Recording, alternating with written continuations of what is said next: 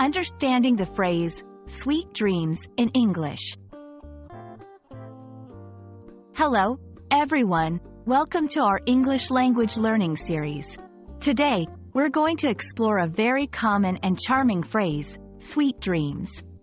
This phrase is often used in English, and understanding its meaning and usage can be really helpful in everyday conversations.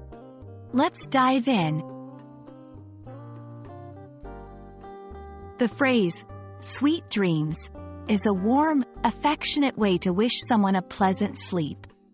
It's like hoping that their dreams are as sweet and lovely as something sugary and delightful. This phrase is often used at night or before going to bed.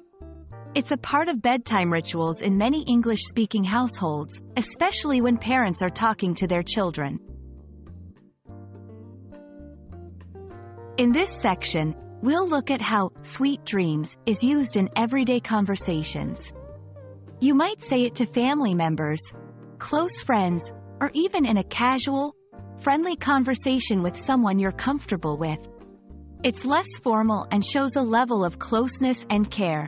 For example, "Good night, sweet dreams," is a heartfelt way to end a conversation before bedtime. There are several variations of this phrase. For instance, "have sweet dreams," or "wishing you sweet dreams."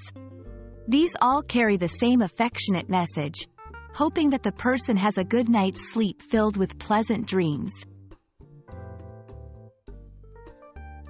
It's interesting to note that "sweet dreams" has a cultural context too. It reflects a caring and nurturing aspect of English-speaking cultures. This phrase is also found in songs, stories, and movies, often signifying affection and care. So, there you have it. Now you know all about the phrase, sweet dreams, and how to use it in your daily English conversations.